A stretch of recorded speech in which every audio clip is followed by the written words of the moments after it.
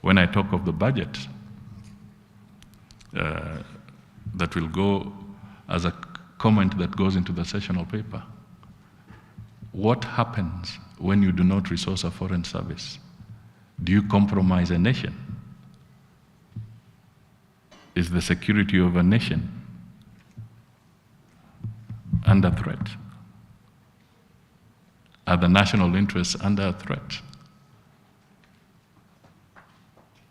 So these are the kind of issues that I really want you good men and women to help us interrogate so that we can come up with good solutions. The global trends, as you've heard, are changing. We take pride in Kenya as hosting the UN system here, the largest in the global south. Today, we also take pride that Kenya is host to the largest World Bank office outside Washington. How do we leverage on that to consolidate Kenya's position as a financial hub? And from there, springboard into providing very supportive engagements for our neighbors. Your Excellency, we have engaged in an exercise that has been deeply, deeply humbling, but also deeply consultative. This exercise has enabled us to listen to many voices and appreciate many perspectives. We have paused and taken note of some of the decisions that we may have taken that may be out of tandem with the tempo of the expectations of citizens, but we've also, Excellency, taken appreciation of the fact that we have been consistent in our compliance with our obligations as a rule-respecting state on the continent. This exercise, Your Excellency, has now reached a very pivotal point, the point at which we come back to the same stakeholders whom we have consulted in the process, to again seek their appreciation that, in fact, we did listen and that we did incorporate their views. That is a purpose for this validation. Ladies and gentlemen, the ultimate goal of a country's foreign policy is to provide a blueprint and a strategy for achieving its national interests in line with the common good of the nation and shared prosperity. Therefore, the Kenya public has a frontline role in contributing to the formulation and implementation of foreign policy. This, I repeat, is the reason we are all gathered here today. Just as a reflection, what is the role of citizens in appreciating and promoting our country's national interests whenever our people interact with the international environment? How can we utilize our foreign policy to inculcate in our people patriotism and a fervent desire to positively project our country's image in the international arena? In short, we must close the missing link between the country's foreign policy and the citizens' understanding and engagement in our international affairs. In conclusion, I encourage you to have a candid discussion and an in-depth interrogation of the document to ensure that the final product of this foreign policy review process captures the perspectives and wishes of Kenyan citizens. Kenya is a very generous host to refugees and asylum seekers and continues to offer them home and hope away from their countries. As the UN Refugee Agency, UNHCR, we applaud the government of Kenya for having embarked on the journey to review its foreign policy to be responsive to the current global environment. The document that is being validated today will ensure that Kenya remains a dedicated and strong member of the international community. Ladies and gentlemen, this review could not have come at a better time, since Kenya is in the process of developing a plan to shift its refugee management policy from encampment to that of integrated settlements. This will ensure inclusivity in the provision of services and interventions to refugees and the communities hosting them. The Ministry of Foreign and Diaspora Affairs has had a series of engagements with diverse stakeholders as part of the process of reviewing Kenya's 2014 foreign policy document. The objective is to broaden and deepen our reach to Kenyans and make a foreign policy that reflects the aspirations of our nation.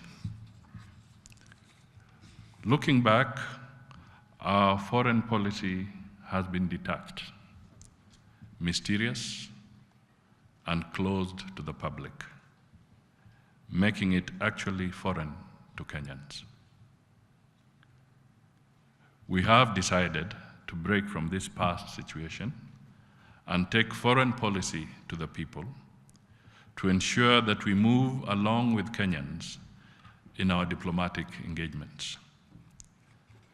After all, public participation is a fundamental principle of Kenya's democratic governance and is enshrined in our country's constitution. In this review process, more than before, we have held several roundtable discussions and consultations with a wide range of stakeholders, including government ministries, departments and agencies, civil society organizations, media, academicians, ambassadors and high commissioners, the Council of Governors, Parliament, youth, judiciary, among others. Indeed, this is a foreign policy of the Republic of Kenya, and therefore should be anchored on broadened ownership, which includes all arms of government, the county governments, and most important, Kenyan citizens. In firming up this foreign policy document, after today's public validation exercise, there shall follow a high-level retreat with His Excellency the President, William Ruto, to finalize the process. Notably, this is the first time in our history that the foreign policy review and development process will culminate in a sessional paper that will be tabled in Parliament for deliberations. This will further widen the avenue for public input through elected representatives.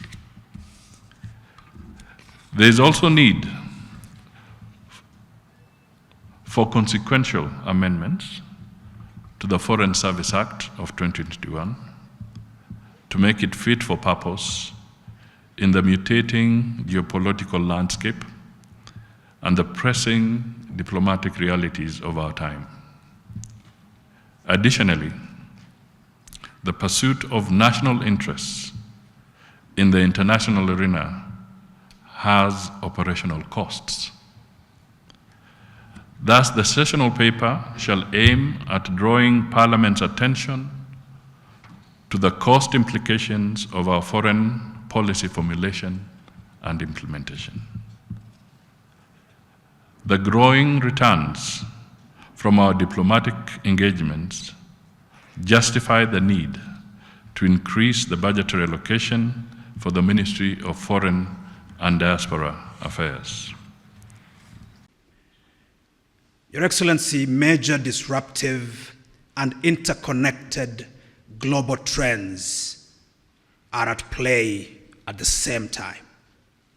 From the technological revolution, demographic shifts, the climate cataclysms, economic and debt distresses, the erosion of democracy, geopolitical power transitions, notably the emerging shift from a world-centered or from a global economy that is centered on Northern Atlantic, and a notable shift eastwards, urbanization, health pandemics, and a fraying multilateral order, an order that is unable to provide guardrails for negotiating global public goods or halting conflicts.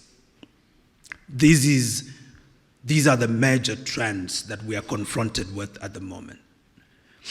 Your Excellency, and because what is, that is the normative and institutional architectures, no longer suffice, and what is to replace them remain yet unclear and unconcretized. We are therefore in this space, this interregnum, negotiating the future while maintaining a transitional presence. At such interstices in the existing fabric, we must seek stability, certainty, and order while cultivating change. Change as the process of successive replacement of anchor practices. We must continue to work with the existing through the responsible and innovative use of the existing fabric. We must repair the existing and make it